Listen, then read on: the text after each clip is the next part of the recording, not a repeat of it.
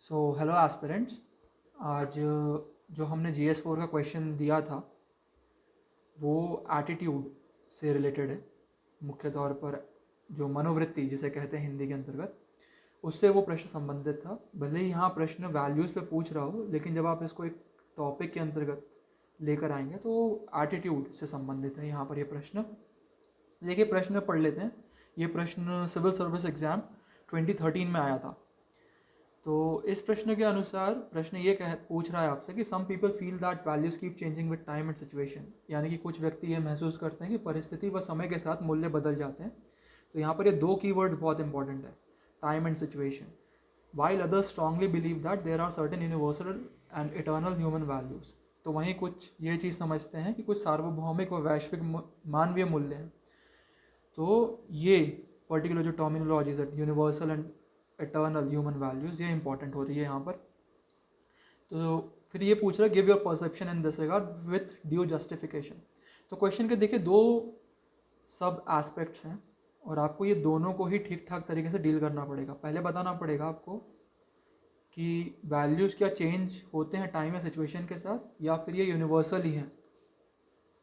आपको अपना परसेप्शन तो बताना ही पड़ेगा, क्या विचार है आपके इसके प्रति, और साथ ही जस्टिफिकेशन देना पड़ेगा। जस्टिफिकेशन आप इसे एग्जाम्पल्स के थ्रू ही बता पाएंगे। तो चलिए इस क्वेश्चन को डिस्कस करने से पहले हम एटीट्यूड के बारे में एक कंसेप्ट डिस्कशन समझते हैं। एक कंसेप्ट डिस्कशन है उन फ्रेशर्स के लिए जिन्होंने जस्ट अभी अभी शुरुआत की है, ताकि उन्हें समझ में आ सके चीज़ें कि किस तरीके से अप्रोच करना है ऐसे आंसर्स को। और एटीट्यूड जो टॉपिक है पर्टिकुलरली GS4 के अंतर्गत, उसे किस तरीके से पढ़ें। तो हिंदी में जो एटीट्यूड है उसे ही मनोवृत्ति कहते हैं।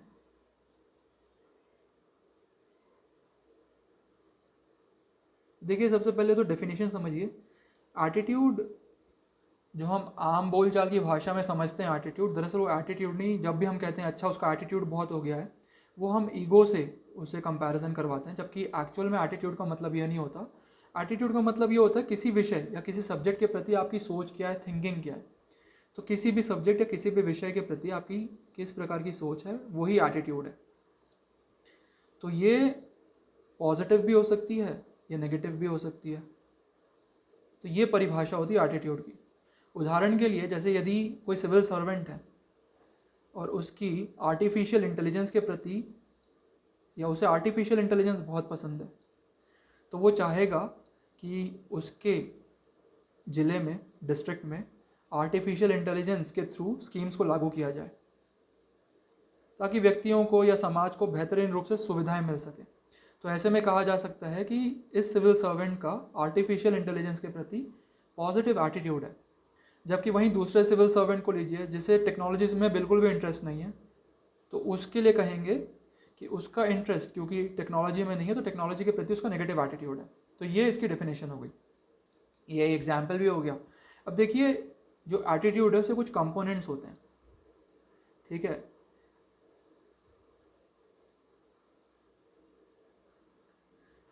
कंपोनेंट्स यहाँ पर तीन टाइप के होते हैं।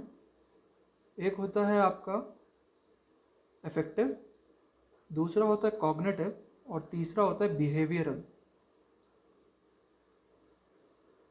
बिहेवियरल से व्यवहार, कॉग्निटिव से आपके विचार क्या आ रहे हैं, अफेक्टिव मतलब आप पर क्या प्रभाव पड़ा है।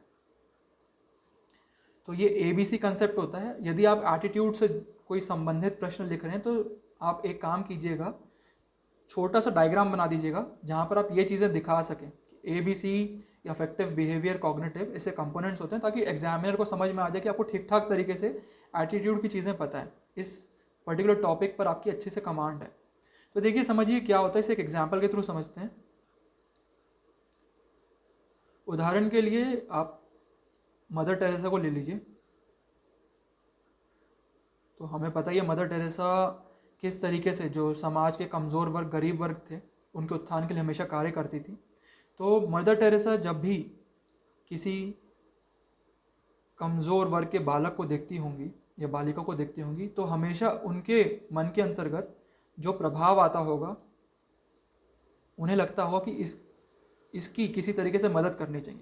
तो उनका उन पर जो प्रभाव होता होगा या जो अफेक्टिव कंपोनेंट है वो ये होता होगा कि करुणा का भाव उनके अंतर्गत जागृत होता होगा, यानी कि समानुभूति, सहानुभूति या कंपैशन, एम्पैथी, इस प्रकार के प्रभाव या अफेक्टिव कंपोनेंट उनमें जागते होंगे।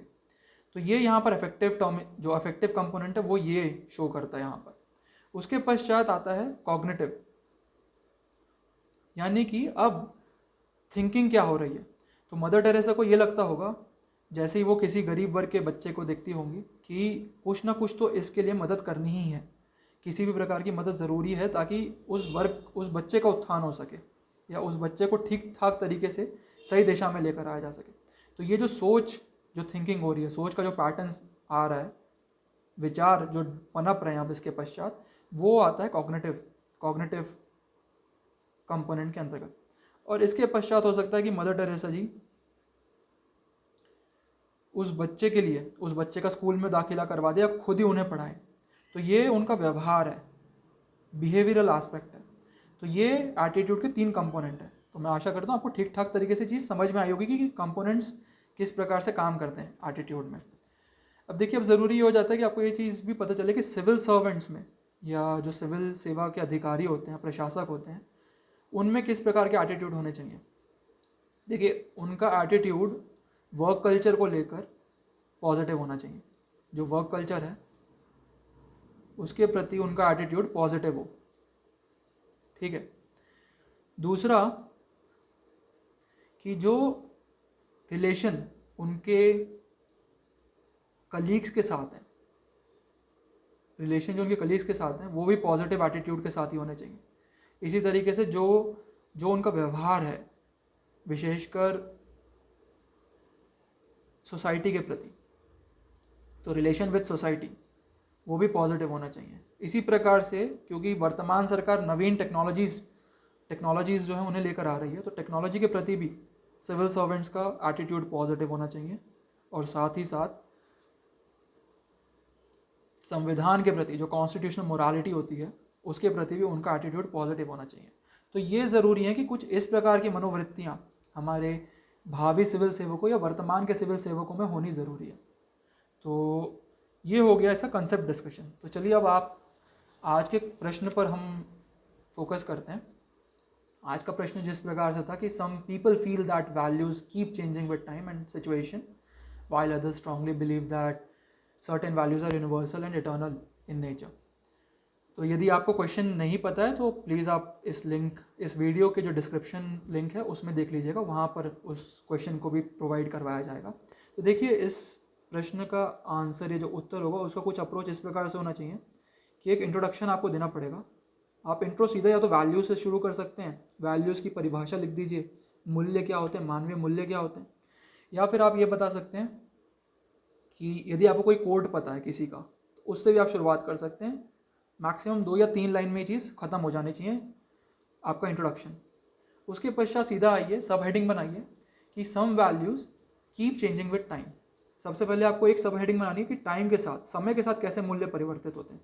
तो यहाँ पर आप ऐसे उदाहरण दे सकते हैं कि यदि आपको पता है कि आदिकाल के अंतर्गत जो स्टोन एजेस थे, वहाँ पर हंटिंग जो थी उसे साहस का मूल्य माना जाता था, उसे एक पॉजिटिव वैल्यू के रूप में देखा जाता था। लेकिन अब वर्तमान समय में पोचिंग या हंटिंग जो है उसे एक नेगेटिव वैल्यू के रूप में देखा जाता है। तो वैल्यू, टाइम के साथ वैल्यूज चेंज हो गई। इसी तरीके से आप ये बता सकते हैं सती जो प्रथा थी उसे पुराने ज़माने में एक पॉजिटिव वैल्यू के रूप में देखा जाता था, लेकिन अब यही चीज़ एक नेगेटिव वैल्यू है। तो टाइम के साथ किस तरीके से वैल्यूज़ चेंज हो गए। उसी तरीके से आप बता सकते हैं कि सिचुएशन के साथ भी वैल्यूज़ चेंज होते हैं। यहाँ पर फिर आपको एक सब हेडिंग देनी पड़ेगी, सिचुएशन के साथ वैल्यूज़ कैसे चेंज हो रहे हैं। और फिर यहाँ पर बताइए कि वैसे बोला जाता है कि प्रत्येक मानव के प्रति हमें फ्रैटर्निटी या बंधुत्व की भावना अपनानी चाहिए, रखनी चाहिए। लेकिन यही चीज़ जब आतंकवादी होते हैं तो राष्ट्रहित में ज़रूरी हो जाता है कि उन्हें, उनके विरुद्ध सख्त एक्शन या स्ट्रिक्ट एक्शंस लिए जाएं, और कई बार उन्हें जान से मार भी दिया जाता है। तो यहाँ पर राष्ट्रहित ज़्यादा बड़ा हो जाता है, ना कि फ्रैटर्निटी। तो ऐसे में आप बता सकते हैं कि स्थिति के साथ किस तरीके से वैल्यूज़ बदल रही है। फिर एक और हेडिंग बनाइए जिसमें आपको ये चीज़ बतानी पड़ेगी कि कुछ वैल्यूज़ या कुछ मूल्य यूनिवर्सल या इटर्नल इन नेचर भी होते हैं, सार्वभौमिक व वैश्विक होते हैं। तो यहाँ पर आप उदाहरण के रूप में बताइए कि जो ऑनेस्टी है, ईमानदारी या इंटीग्रिटी, सत्यनिष्ठा है, ये किस तरीके से सार्वभौमिक है। अब्राहम लिंकन के ज़माने में भी इस वैल्यू को माना जाता था, गांधी जी के ज़माने में भी ट्रुथफुलनेस, ऑनेस्टी, इंटीग्रिटी को माना जाता था, और वर्तमान समय में भी ये वैल्यूज़ बिल्कुल बनी हुई है। इसी तरीके से आप बता सकते हैं कि किस तरीके से समानुभूति, सिंपैथी, कंपैशन जो रहता है वो भी सार्वभौमिक ही है। उदाहरण के तौर पर आप ये बता सकते हैं कि बुद्ध के समय में भी ये चीज़ें थी, ये मूल्य थे, और बाबा आमटे के ज़माने में भी ये मूल्य उसी प्रकार से बने हुए थे। तो आप इस तरीके से क्वेश्चन को डील कर सकते हैं। उसके पश्चात ये बताइए, आपने अपना परसेप्शन बता दिया, आपने जस्टिफिकेशन बता दिया, लेकिन अब ज़रूरी कि एक निश्चित सदा हुआ कंक्लूजन लिखें, निष्कर्ष लिखें। तो वो निष्कर्ष किस तरीके से होगा, आप ये बता सकते हैं कि इन मूल्यों को किस तरीके से डेवलप किया जाए। एक निष्कर्ष वो हो सकता है। दूसरा निष्कर्ष या दूसरा कंक्लूजन ऐसा हो सकता है कि आप बताइए जब ऐसे मूल्य होंगे तो सोसाइटी को क्या लाभ होगा, पॉजिटिव वैल्यूज़ होंगे तो सोसाइटी को क्या लाभ होगा। और उसे आप एंड कर सकते हैं बेंथम के इस विचार से, जिसे हम बोलते हैं maximum good for the maximum people, या अधिकतम लोगों के अधिकतम सुख। उससे एंड करके आप पर्टिकुलर अपने आंसर को समाप्त कर सकते हैं। तो ये अप्रोच होनी चाहिए। हो सकता है कि आपके पास एक डिफरेंट स्ट्रैटेजी हो इस आंसर को लिखने की, बिल्कुल आप लिख सकते हैं, लेकिन ज़रूरी है कि आप इस तरीके से सब हेडिंग्स में आंसर को डिवाइड करें ताकि एग्जामिनर को ठीक ठाक तरीके से समझ में आए कि आपने सारे एस्पेक्ट्स को बेहद उचित तरीके से डील किया। तो मैं आशा करता हूँ कि अब आपको चीज़ें समझ में आई होगी। यदि कोई भी डाउट्स होंगे तो प्लीज़ डिस्कॉर्ड प्लेटफॉर्म पर पूछ लीजिएगा।